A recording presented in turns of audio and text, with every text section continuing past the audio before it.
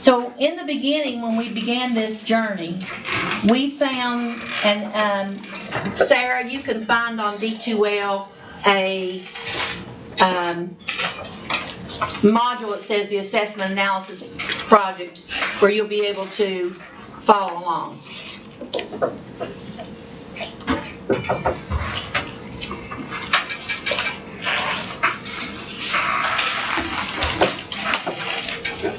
Okay. We found that one of the reasons people did not do well on task 3 was because they didn't have an understanding about what was required in task 3 until they'd done task 3. So the scores went up when we started doing a miniature task 3 in the fall. After we've done this, our task 3 scores went way up. And so it's not that you all don't know this stuff. It's just that a lot of it is because you don't understand what the questions are asking, and you don't know what all you need to do to get ready, what all you need to do to plan and get ready. So we'll pass out the notes. You can follow along on these. You won't need your computers. You can put those away.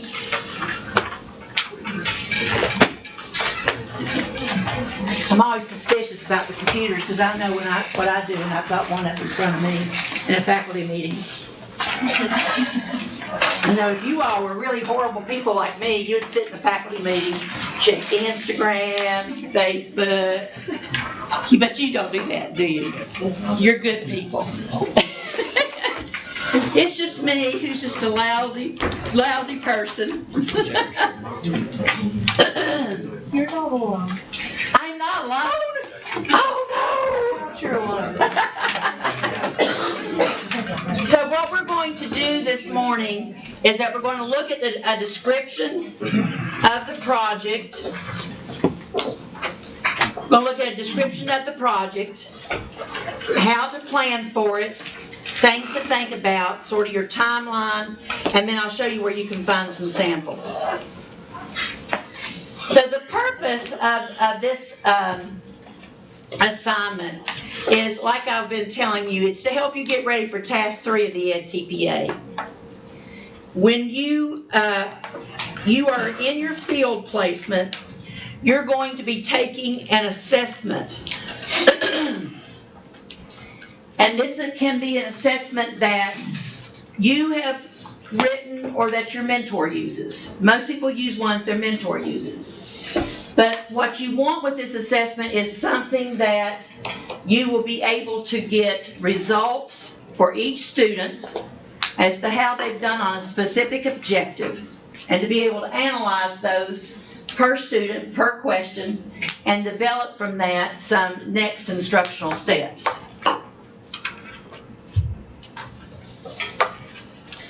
So, if you'll, I think if you flip over one page, we'll come back to this first page, but if you flip over one page, you'll see what's called the Assessment Commentary Template. The Assessment Commentary Template is a template much like what you're going to be using for the TPA. So you're going to, and like you're doing for your planning commentaries you write for me, and your post-lesson commentaries that you do for me, your lesson plan commentaries, and your post-lesson commentaries that you do for me, and just like you do for the EdTPA, you're going to open this template. It's online under a module called Assessment Analysis Project.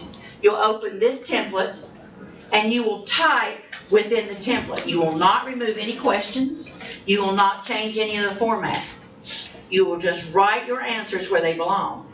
If there is a 1A, should you answer 1A? All right. Yes. This is not a multiple choice, where if you have 1A, B, C, and D, you can say, I think I'll answer 1D and leave the rest of them blank.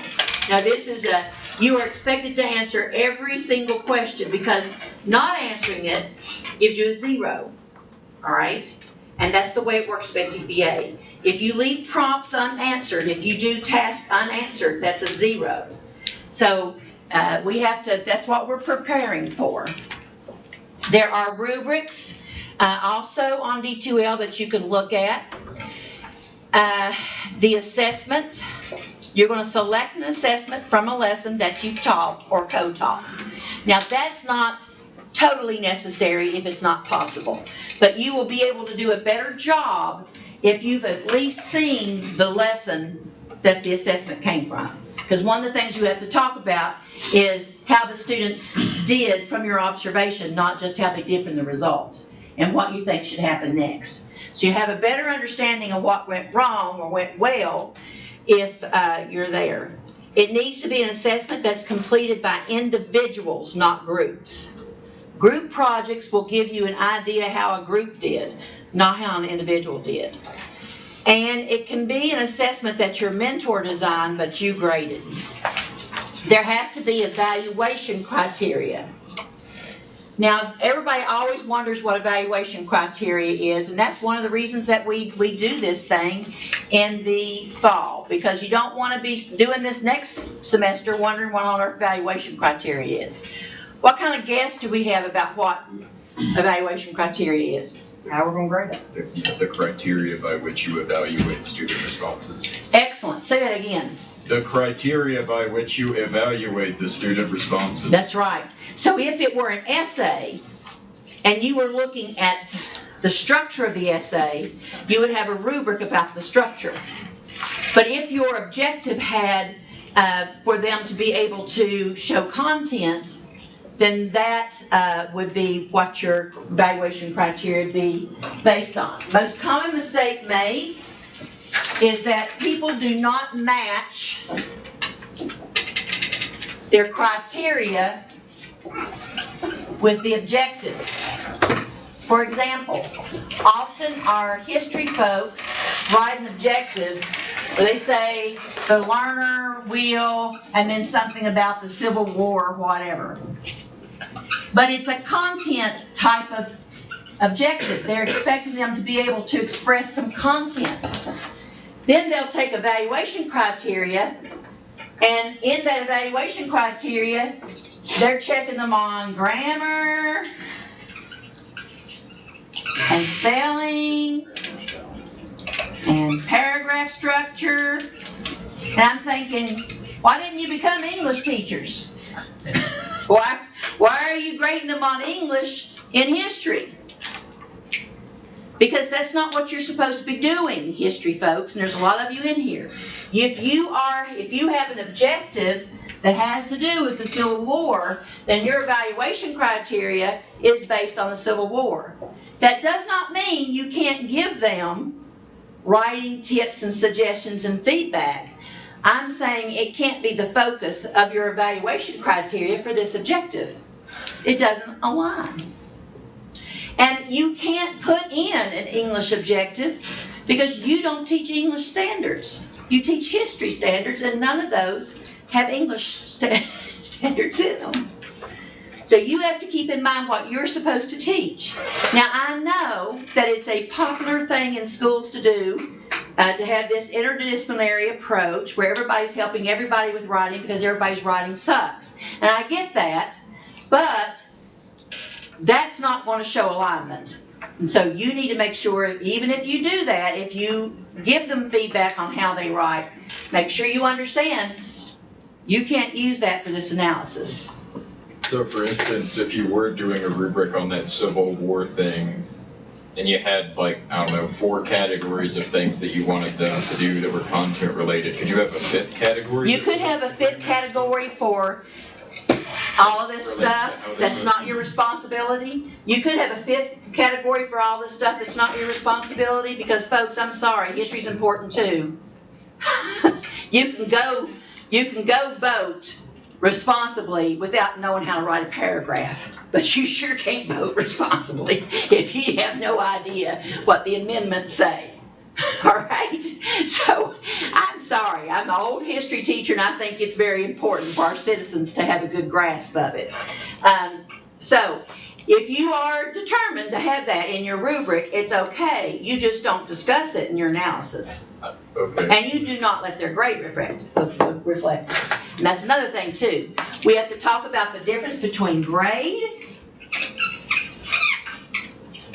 and assessment and evaluation.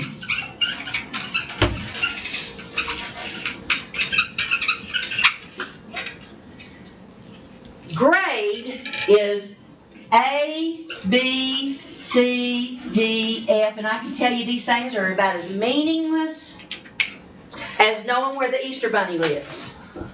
Because they don't mean squat in college, because everybody wants an A so they can keep their scholarship and their grants and all that other stuff. And everybody wants an A and B in high school so they can get into college. So only people who are really failing are getting C's and D's, and I don't know who's getting the F's. But are you all in a school where they won't even allow you to give a 0? Grades are meaningless anymore. So forget the grade. When we talk about an assessment and we talk about evaluation criteria, it's got nothing to do with grades. It has to do with a specific set of criteria, your standards, your expectations for that essay or that presentation or that test. What is the level of detail you expect to see in the student's responses? That's your evaluation criteria. You design that because you have academic freedom to do so. So you need to. And then you assess them based on your criteria. So we can completely throw out grades and you realize students can still learn, right? Based on your feedback. Yes. So I actually had a new objective spring up during my last lesson plan, which is where we had to go back over irony and all this other stuff. And I had them do an exit ticket to see if they actually finally understood irony. So could I add that objective to my formalized lesson plan, since it just kind of emerged in the class? Now, I'm not exactly sure what this got to do with the assessment analysis. Because I was going to use my exit ticket possibly for that, because that was the assessment I had. Okay, so first of all, your assessment ticket should have assessed what your objectives were. Okay. Because that's what you make first, is the assessment. And then you do your objectives of backward design. And you didn't have alignment to begin with, so you had objectives. This is the type of approach that causes problem in education, and that's okay because you're a beginner. But I want to tell you that yes, it should match. You should have an objective. If you tested them on one thing, it should be an objective. This is why on your lesson plans you need to write, in order to assess objective 1, blah, blah, blah, blah, blah. In order to assess objective 2, blah, blah, blah, blah, blah. You need to have that wording there because it makes you accountable for assessing the objectives. How many people I've had to tell, guided notes are not an assessment. It's an instructional activity that you're having students do while they're listening to you. But copying stuff down, how well you highlight these pieces of paper that I give you, is not an assessment on the objective. If I say it again, I'm going to scream. I've already put 2 big notices on Facebook about it. So please stop doing that. I don't know who's told you this baloney, but notes are not an assessment. You can't assess anything except how well they're taking notes. And sure to God, that's not one of your objectives, right? So your objectives have got to match your assessments, and your objectives come from your standards. So be thinking about that. Your evaluation criteria comes from your objectives. What you're going to do then is that you're going to collect these assessments and you're going to give feedback, and you're going to give detailed feedback.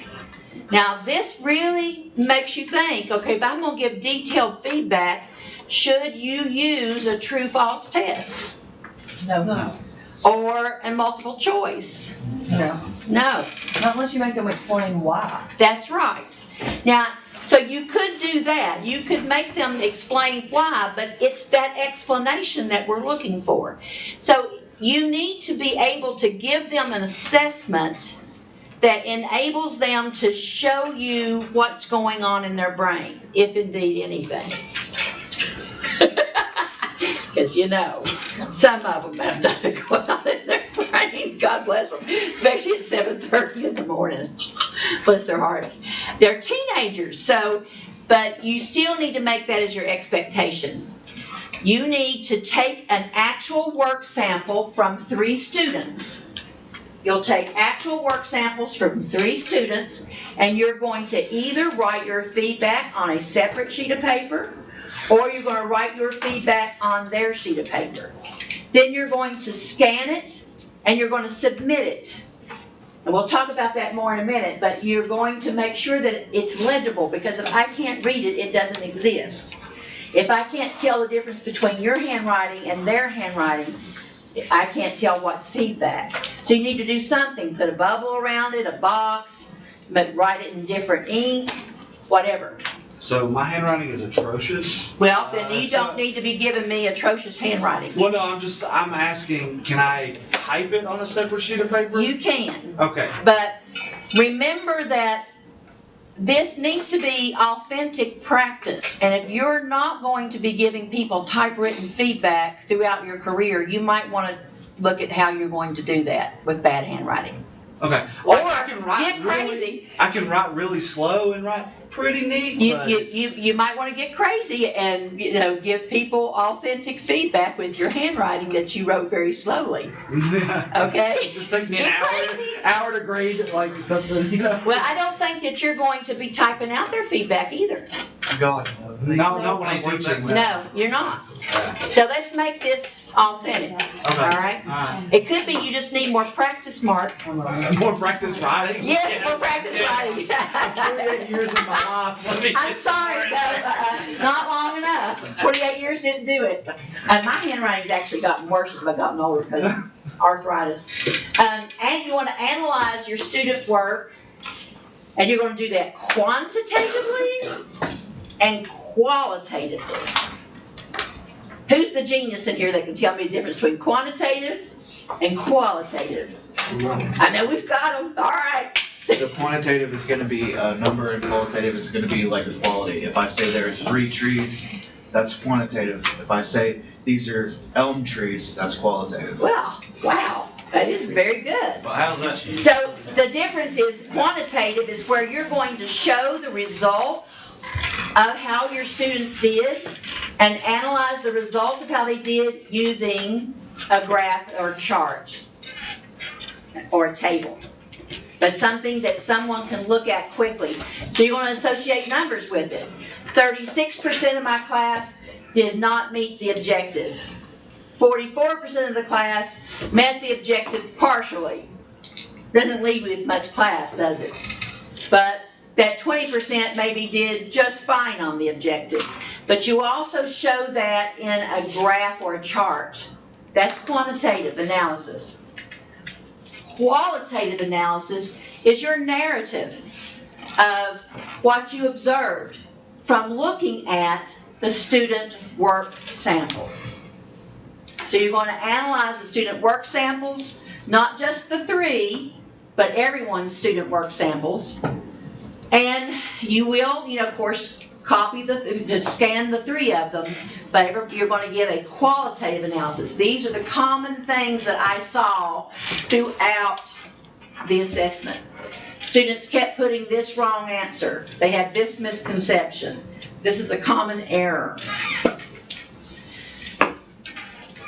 So, after you have described what individuals and groups generally understood and what number of students were still and what a group, what as a group you had students that they were still not able to understand.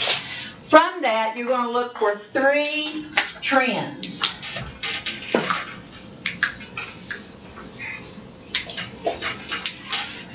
Three trends, 3 learning trends. For example, I might look for students.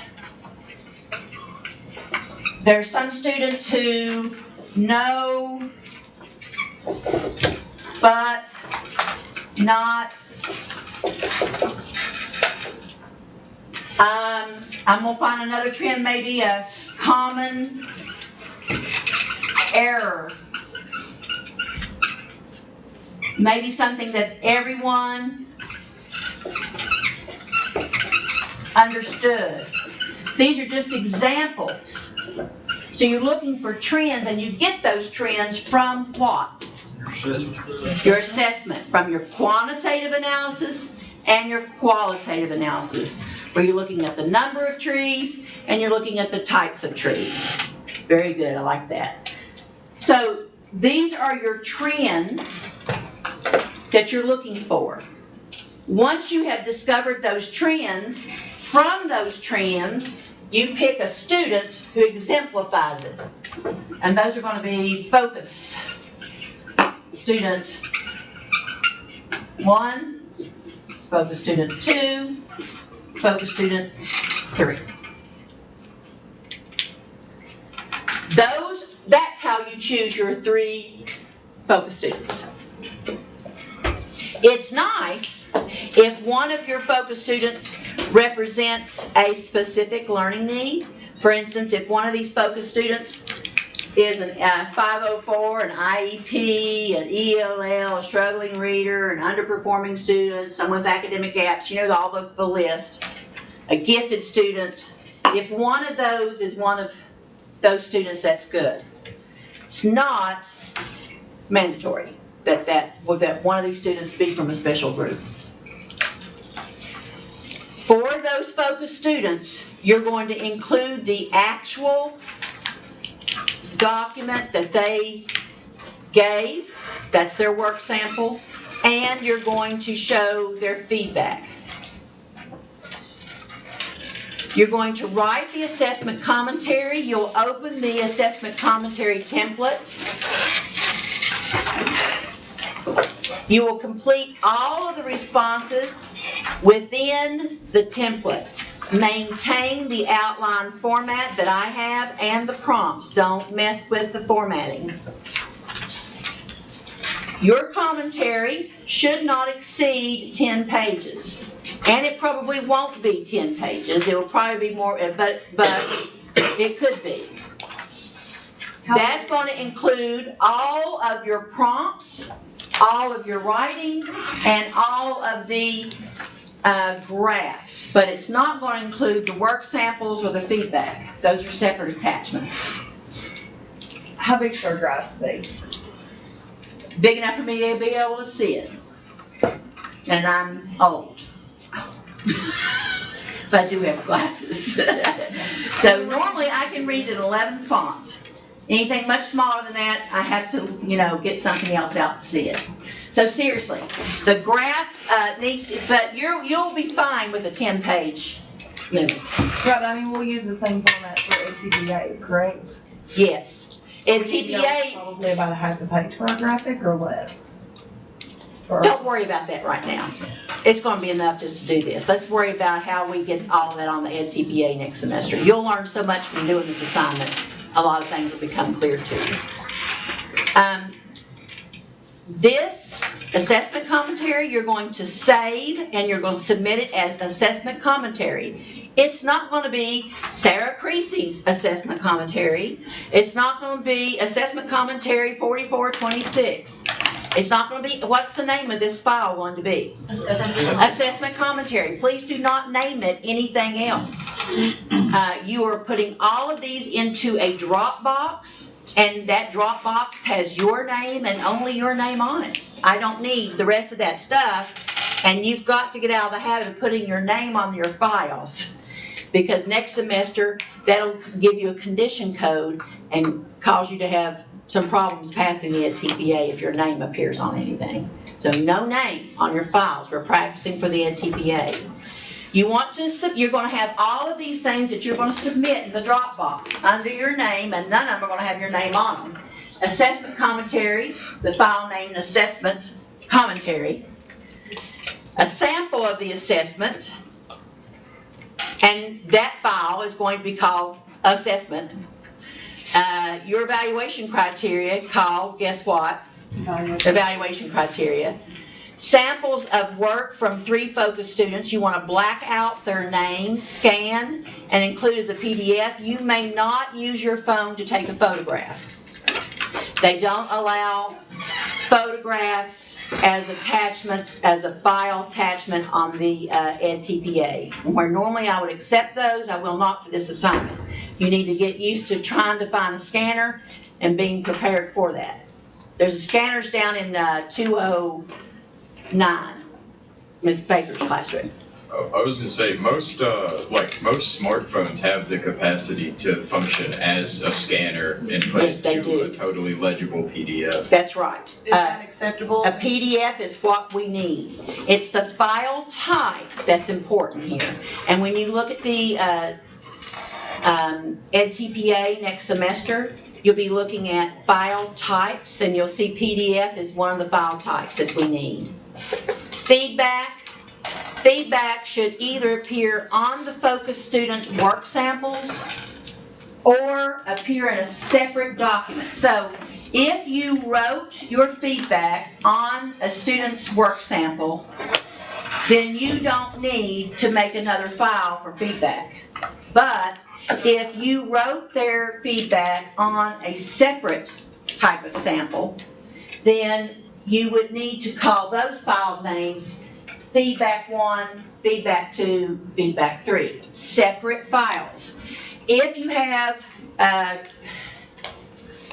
Sarah, what grade are you in? So you're doing all grades, I guess, right now. 8th grade right now, I'm in 7th grade. Okay. If you were to do, for instance, if someone had non-readers, kindergarten or first grade, or if they had a special ed class, but you all don't have non-readers, I mean, they are not even being expected to read, not like they should read and they don't, but I mean non-readers, then the feedback that you give them could be auditory or video. So you could give an audio file or a video file for your feedback, but that's not really necessary for you all. You gotta blur out the kid's face or whatever, you videotape it. Get permission from their parents. Or you could tape it from the back of their head, as long as you can see clearly what you're doing. Minimum of 6 files are submitted for this assignment. A maximum of 9 files. So it'll look like a lot of files, but if you don't have 6, I'm not grading it. It has to be at least 6. Yeah. When we submit the work samples from the 3 focus students, on those that we submit for student 1, that's where our feedback can be? Or do you want like their sample and then us to put So their the feedback in? feedback can be on the student work sample. It can be on a separate document, or it can be a video file or an audio file. But I will tell you, the video files and audio files are too big for D2L. So if that's what you're going to do, you'll need to let me know ahead of time so that we can work out how you're going to get those files submitted to me.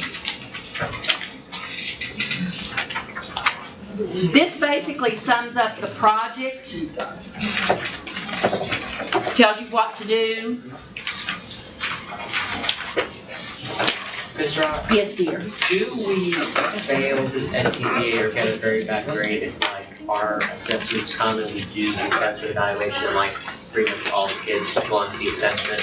So the way that the Task 3 assessment is scored has nothing to do with the achievement of your students. They could, all of them, fail it. It has nothing to do with that. It has to do, what they're wanting to see is your ability to design data-informed instruction. What do you think data-informed instruction is? They performed this way on the assessment, so I will do this next. Right. So you look at how they performed on an assessment, and you use that data, quantitative and qualitative data, in order to inform your future instruction. Where do I go from there? So that's what they're looking at. If your students all do very, very well, you're not going to have much to talk about. The people who do best on this assignment have a big range of how the students did, from very well to awful. And those of you who have students all fail, actually there's a lot to talk about there once you start analyzing why that happened. But there's not much to analyze if they're all getting it perfect. So you want to make the assessment fairly difficult. So tell your mentors you're not looking for an assessment where they're all going to do a great job. It's not like your end of course assessments that your mentors are familiar where they're all nervous and the kids won't do well. That's not what they're looking at. All right, so things to include. You want to make sure you've got an analysis of one assessment, the same one for everybody. You want to make sure that the assessment allows the students to display a range of understanding, and this is important. A range of understanding on the subject-specific elements. So you're not just looking to see if they know the facts about a particular battle in World War II. You're looking to see how they do on facts and concepts, interpretation, analysis, making arguments. Those are the 3 SSE for history. I don't have anybody else's memorized, but I know everybody's got their own SSE. So you're looking for how they did on those SSE. So when you create your assessment, when you think about your assessment, I'll be thinking about what SSE you're hitting with this assessment. That just reminded me of just a quick question. So when I'm doing my standards, so since I'm doing social studies, do I need to put SS then 8.82 or whatever? Or do I just put 8.82? Do I need to like give them like social studies? You should put the whole code for the standard. Well, it just says 8.82. It doesn't and that's say all you need to put. Okay. Mm-hmm. Focus students whose work samples represent a wide range of performance on the assessment. And let me add, of course, those focus students, each of those students need to represent a trend. You want to explain any modifications that you made to accommodate any specific learning needs in the classroom. For example, did anyone have to have the test read to them outside? Did anybody have to have someone else write their answers? That's only for the kids we're using in that, or just that we did that? Any modifications or accommodations that you gave anyone in the class for this assessment. You want to find those trends, those patterns of learning in their performance, supported by examples from the student work samples. You want to give concrete evidence of feedback for each focus student. These are things you should avoid. Avoid, for this assignment, a lengthy list of standards or objectives, especially if they're not related to the assessment that you're giving. So don't think, well, this kind of hits this standard. Look for just having one standard would be fine. And just having 1 or 2 objectives would be fine. Make sure that there is an alignment between your evaluation criteria, the learning objectives, and the analysis. For example, if you're having students write an essay and the objective is to describe Ben Franklin's invention, it's not fair to grade them on grammar, usage, and spelling. Those aren't your objectives. Those are someone else's. And now, if you were teaching elementary, it'd be a whole different ball game. Because if they have the same students all day long, they're often working on these skills all day long. But you're not. You're in content-specific classrooms. Yes. What we are now, Mary. Well, you're being trained to be a content-specific teacher, not an elementary teacher. So you need to do what I'm training you to do, okay? I'm training you to be a secondary educator. An assessment that only allows students to display a narrow range of knowledge and skills.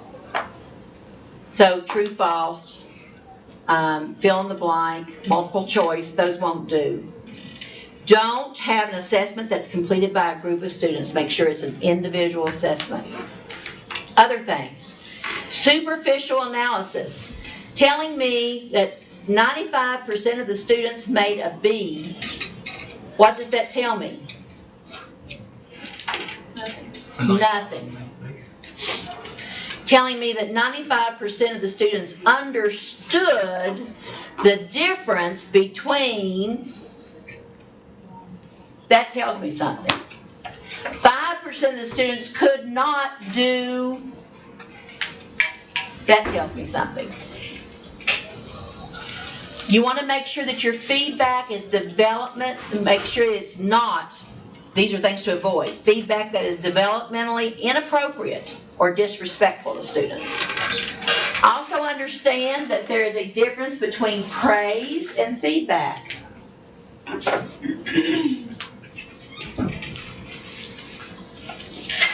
Praise and feedback are not the same thing.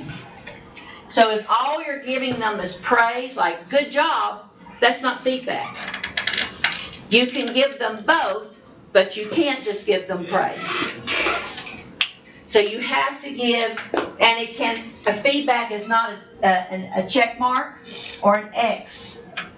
Feedback is not minus half.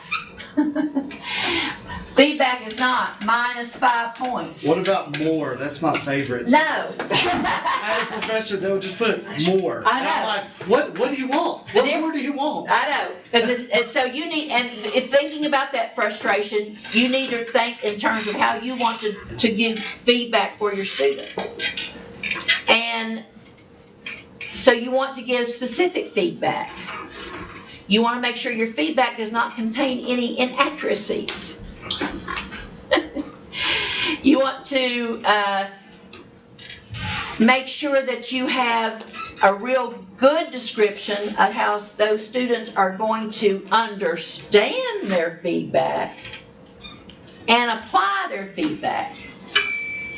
And this has to do with, for example, when I give you all feedback written on D2L and I ask you to rewrite and resubmit, that is an example of people using their feedback. Now, if I give somebody feedback a couple of times and they're still missing it, I'll pull them into my office and talk to them about it to make sure they understand the feedback for having them use it again. I had this come up. So when I was teaching my lesson on Tuesday, so it was the first Continental Congress.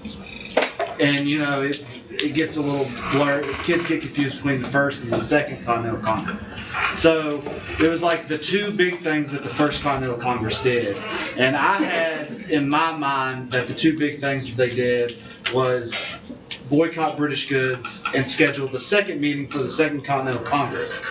Well, apparently the kids somehow took something that the teacher talked about the day before as telling them to start working on their militia as the second. And so what do you do about that little, like, it's kind of an open-ended question, like, what do you think is the most important, you know? Well, that's what your evaluation criteria is for. Yeah. So you're setting the evaluation criteria, or you're using your mentors. Yeah. But that's what it's for. It's for you to set those types of criteria. This is what we're going to be looking for. Does that answer your question? Yeah. I just wanted to see where I needed to put that and how to work with that. Okay, yeah. On the difference of like praise and feedback, if the student does like 100% grade all the way, like do we not put feedback because they did fine? Oh, I love when people give me feedback when I'm giving a good job. So like You did a great job because This is really good here. this is a perfect example. so we do praise, but because we add a because, it becomes feedback. Yes. Okay. Yeah, you add that because, this is great because, and so now you've got praise and feedback, but they're not the same. So your students who are making those 100s need to be told not only that they're doing very well, but they need to be told why they're doing very well. Because often people, and I know you all experience this in college a lot, get good scores without any feedback, and you may be thinking, and that's me too, we all do that in higher ed, especially because you all are mature students. But it would be a problem for me to do that teaching high school, because those students are still developing as students. And so they need to be told what they're doing well. And you all would like it too, wouldn't you? Instead of be left to guessing, what was it I did so great? Because she really liked that. Identifying next steps for learning that are not related to your student learning.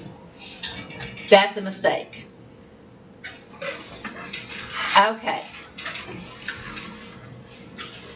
I want you to turn to someone who is beside of you, and I want you to talk about these things.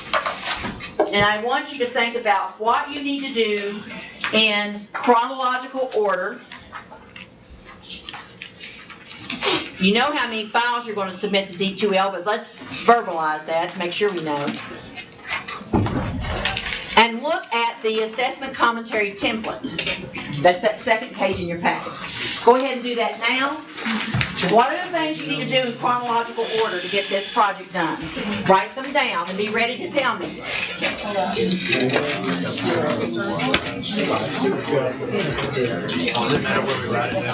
I don't care where you write it. Michael will collect it.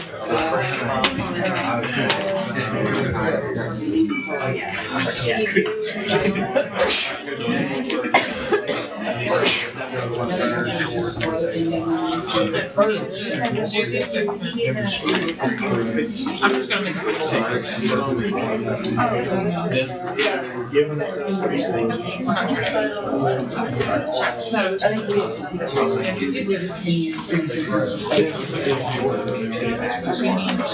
They used to have 6. I think they all said each one thing at a time, 7 days. I'm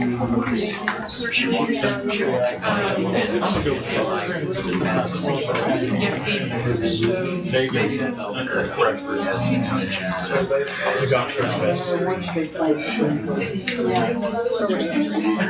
Yeah, I like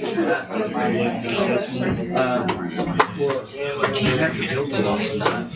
That's right.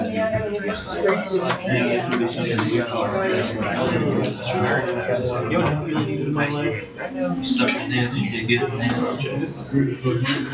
So, who was it that knew about integrity? How come it still says start a recording? Move the participant box down to where Sarah's thing is located. Yeah, it's recording. Okay. Yeah. Well, this is, I'm experimenting. Thank you.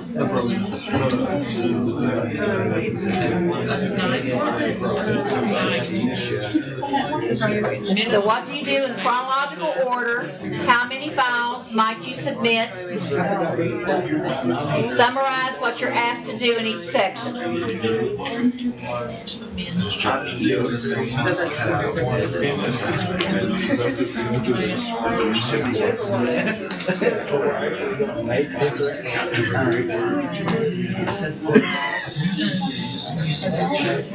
How long would you need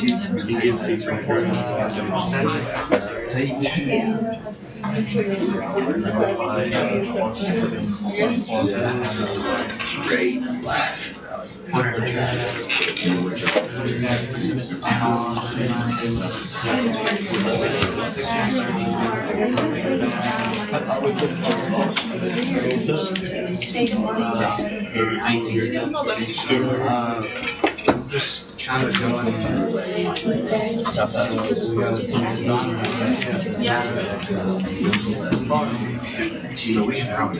Okay, let's stop right there. Sarah Creasy, what is the first thing you need to do? Make your assessment. Make your assessment. You need to know what assessment you're going to use. What do you think you need to do next, Sabrina? Get your objective. Are gonna be important. So you do need to know what objective you're assessing. That's probably going to be something you should know when you pick your assessment. Make sure they might happen at the same time, I guess. All right, what's next? Administer the assessment. Administer the assessment. Now, how do you make sure you've got everybody's work samples? Collect them. You collect them. What happens to work samples if you let them go home? They never get them back. You will never get them back. Or they've got like everything on them. Or if you let kids work on it for more than one day and you're gone for a few days, that's not going to work. So it needs to be an assessment that they can finish in one class period or that you're going to collect and give right back to them the next day in school. Because otherwise, you won't get it back and it'll hurt your sample. What if your mentor does not want you to take the work samples? Take them anyway. Blame it on you. Do a drink plan. I'm sorry? Make copies. Make copies. Scan copies, whatever you have to do. But you make copies, you scan copies, you make sure that you've got the assessments because you can't do this without them. If your mentor does not want you to put a grade on them, is that okay? Sure. Yep, because you can still give feedback on a separate sheet of paper. What you're doing has nothing to do with the student's grades. You are evaluating their progress on a specific objective and you're reporting on that. That's what you're doing. Okay. What kind of assessment should you analyze? So when choosing the assessment, you want to make sure that it aligns with your central focus, and this is in your notes, content standards, and stated objectives. It can be a formative or summative assessment. Bill, work, and exit tickets normally don't work well for this because they're too short for you to give a good idea of how students are doing. It cannot be an informal assessment, such as clickers or anything like that, because you won't have a work sample. A lot of informal assessments don't give you a work sample. I've often had PE people say, well, what about my checklist? Your checklist is not a work sample. Your checklist is an observation tool that you use when you observe the work sample. Okay? So a work sample, that's the student's work. It must result in evidence of student learning in accordance with your evaluation criteria that you describe. You want to make sure that it demonstrates their thinking in some way. So when you think about your evaluation criteria, think about how accurate you want your responses. If you are teaching math, for example, does the answer have to be completely correct? Or is there a process or a procedure that you're looking for? It just depends on what you're looking for. I'm not suggesting anything. You just make sure you know. Quality of how they communicate the answer, the depth, originality, creativity of ideas. This might have something to do with an objective that you might have. Where students are in their conceptual development. Your criteria must align with your objectives. If they don't, it throws off the whole project, yes. So just to clarify, like, these assessments are, this assessment is over one objective, so in your opinion, it should be like, assess the same day we teach the objective? No, it could be the next day, it could be later, but I'm just saying, Okay. you being there for the instruction is a good idea. Gives you more to talk about. So, with the people around you, talk about an assessment that you might be able to use. What kind of assessment would work? And discuss the criteria. Take about 2 minutes to do this.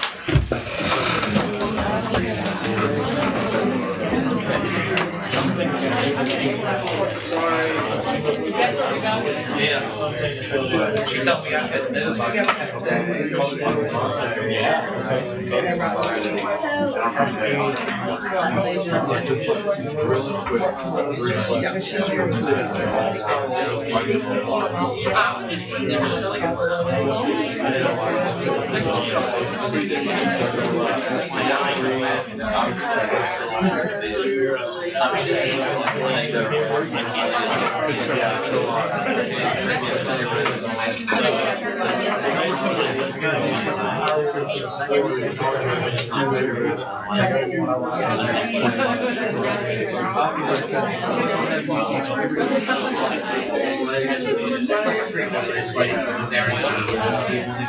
So like a pre-test.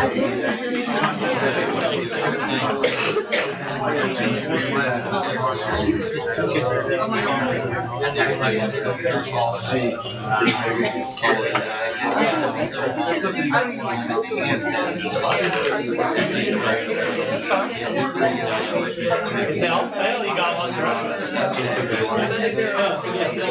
Well, this person knows what's going on, and then he's no matter what. You can make it an oral test. That's all. Oral test is the hardest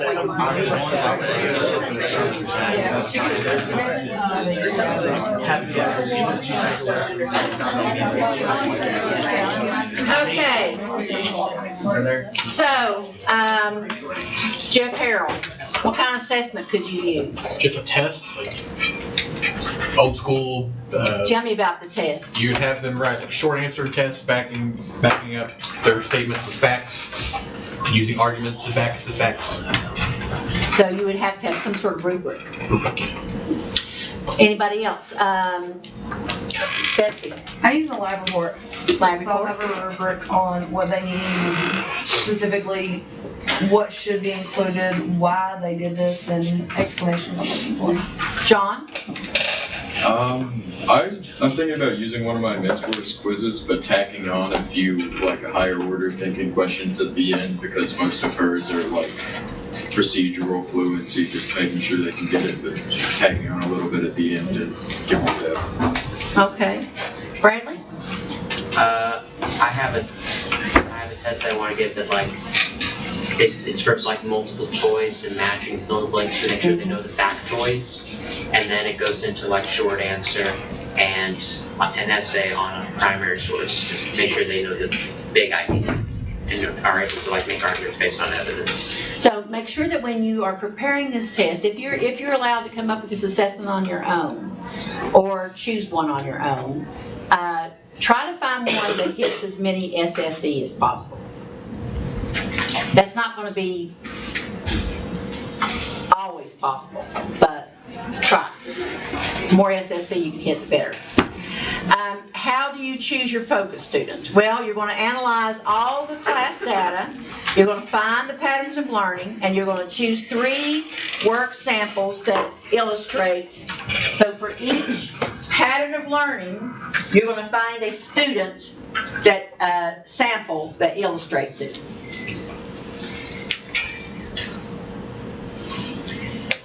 How detailed should your analysis be? As detailed as you can possibly make it. Remember, you've got 10 pages.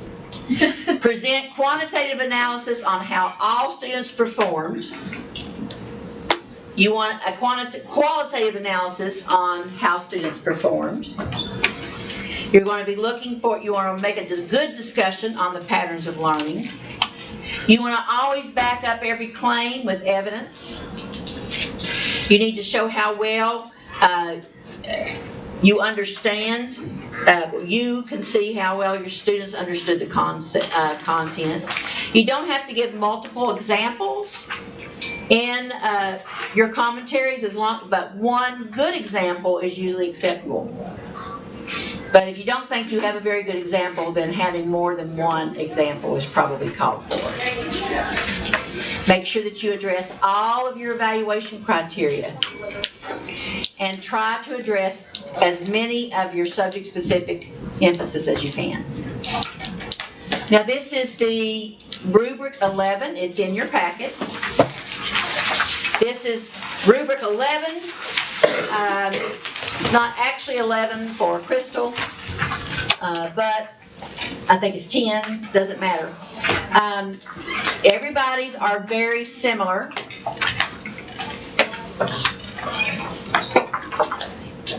This is, everybody's got a different content one because you've all got SSE that are different. But this is how they're similar. So you're going to try to make sure that you hit what's in highlighted here. And look, this is going forward and this is going to the best score. So in order to do well, and this is going to be from prompt 1, look right there. I will be scoring this rubric from prompt 1, looking at your work samples and your evaluation criteria.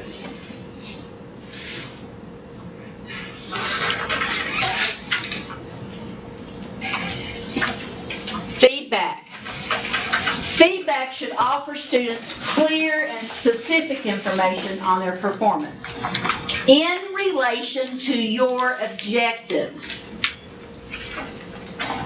So if it was not one of your objectives, you could still comment on it, but it's not going to count as feedback for this assessment.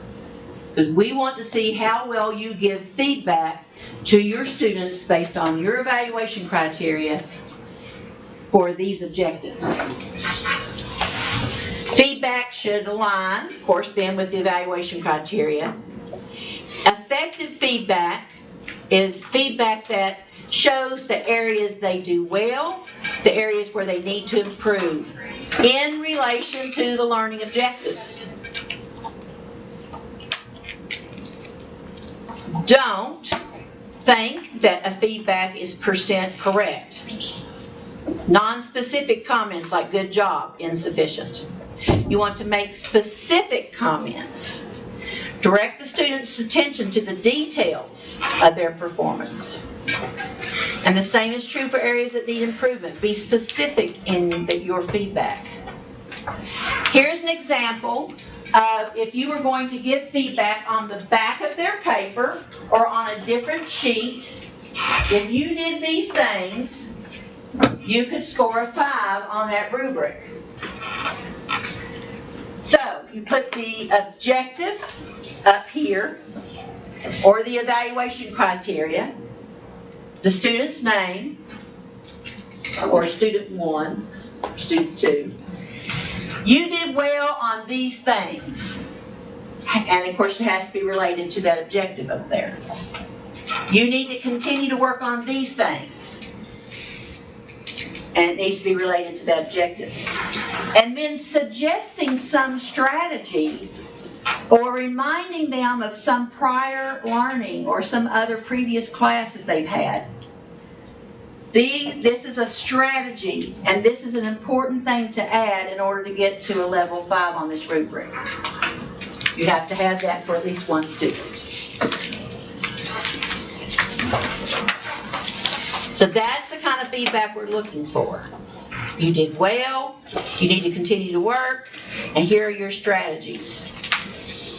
For someone who's done really, really well, to tell them what to work on, you can give them something to think about that would make them dig deeper. So you did really well on this concept. Have you ever thought about this idea? And so you add a little something to it to make them think. Rubric 12, when I score rubric 12, I'll be looking at your commentary, answers for 2A and B. I'll be looking at your feedback and work samples. Your feedback will need to be specific, and it'll need to address the needs or strengths related to the objective. That gets you a 3. But if you use the form that I've given you, then your feedback will be specific. It'll address both strengths and needs. Plus, it'll provide a strategy or make connections to prior learning, and that gets a 5. However, these things have to be well explained in your commentary. So not only do they have to be part of your feedback, but you have to identify them in your commentary. I helped them with their strengths when I said blah, blah, blah. So, there's a question that asks, how do I explain how I'm going to help my focus students understand and use the feedback that I give? So one of the things I will do with you this semester is that I will sit down with each of you individually in the last 2 weeks of semester. There will be a Google Doc I'm going to send to you. You'll need to open it up and let me know when you're coming. Sign up for a time. And if you don't, I will pester you to death until you do. You know how I am with those Google Docs. Okay? You need to sign up for a 30-minute time slot for the 2 weeks after Thanksgiving. And during that 30 minutes, I'm going to go over the feedback for your assessment analysis project. And make sure that you understand the feedback. So that next semester, when you do task 3, you can use the feedback that I gave you. So the difference between understanding and using. Using is if you give the paper back to a person, a math paper, and they say, redo these problems at home. That gives them opportunity to use the feedback. But oftentimes students can't redo the problems because they don't understand what they did wrong. So that's what you've got to work on, making sure the students understand where the problems were or what they need to work on, and then giving them the opportunity to use that. And people usually don't do well on this particular question because they don't spend enough time describing what they're going to do. We're going to be looking at how you describe how students understand or use feedback. That's for 3. But to get a 4, you need to completely describe how you're going to support students. So if you give them the assignment and send it with them home, are you supporting them? No. No, that's not a 4. If you have them come during tribe time, like they've got it something like at Dobbins Bennett or whatever, or if you have them come after school and you work with them, that's supporting them using feedback. If you put them with a partner who already has mastered the skill, that's supporting them. So you have to think about how you're going to support them in using the feedback. Might be even in a future lesson where you do the exact same thing. But you need to think about how you're going to support them in using the feedback and how you're going to make sure that they understand the feedback.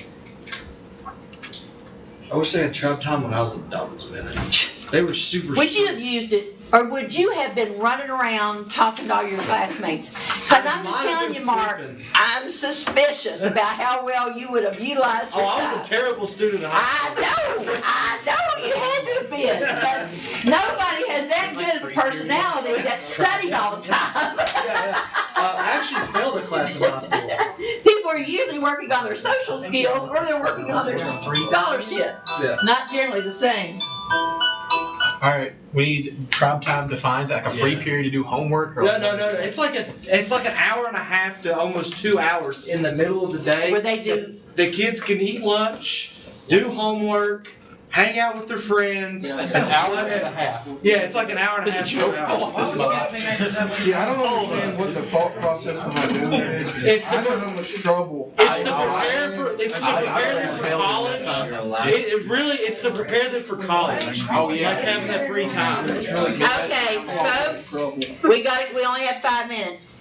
Next steps for teaching. In order to do, we're gonna talk again about this assessment at our next time that we meet on October the 25th, and we'll talk in more detail about how to do well in specific. But we're not done yet. We've still got a minute or 2. But this is the one people do the most poorly on because they don't think about their SSE in writing about this, and yet the rubric is full of the SSE.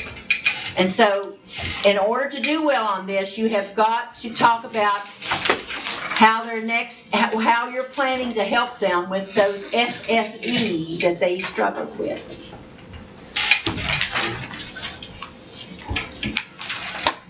All right. How do I turn this off? There's a little square at the bottom. You see the little square button? That's the stop. Right here? Yeah, they stop recording.